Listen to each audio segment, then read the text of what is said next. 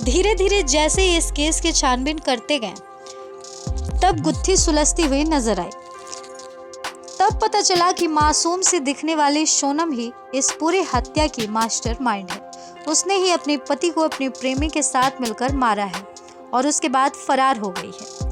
सोनम की प्लानिंग ये थी कि वो राजा की विधवा बनने के बाद राज से शादी करेगी और अपना पूरा जीवन राज के साथ बिताएगी, लेकिन ऐसा हुआ नहीं। सोनम ने अपने अपराधों को छुपाने के लिए इतनी सतर्कता बरती कि उसी में उससे चूक हो गई। जिस जगह से राजा की डेड बॉडी मिली थी वहां से सोनम का खून से लथपथ जैकेट भी मिला। दूसरी चीज ये कि सोनम ने हनीमून का टिकट तो बुक किया था, लेकिन मेघालय से वापस लौटने का टिकट बुक नहीं किया था। मानो उसे पहले से पता था कि हम दोनों वापस नहीं लौटेंगे। कॉल डिटेल्स जब सोनम के खंगाले गए तो राज कुशवाहा से लगातार बातचीत करने का मामला सामने आया। जो सुपारी किलर्स थे उनसे भी लगातार वो टच में थी। सुपारी किलर्स आसपास हमेशा उनके थे, इस बात की पुष्टि भी मेघालय के और टूरिस्टों ने करी थी।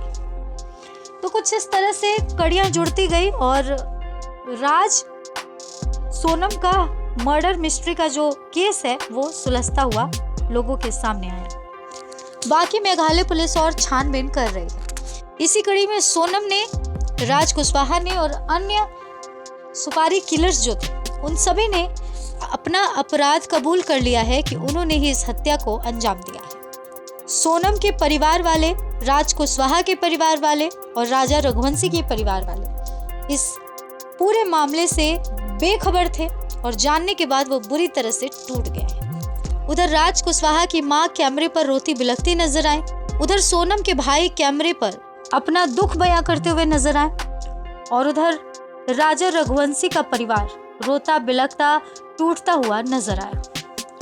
वहीं सोनम के भाई का यह भी कहना है कि सोनम राज को 3 साल से राखी बांधती थी और राज उसे दीदी बोलता था, लेकिन हमें नहीं पता था कि उन दोनों में कुछ ऐसा भी संबंध हो सकता है।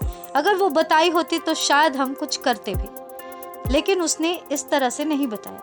वहीं एक और बात सामने आई है कि सोनम ने अपनी मां को धमकी दी थी कि ये शादी होगी तो मैं अच्छे से समझाऊंगी। इस पूरे मामले में जिम्मेदार कौन है?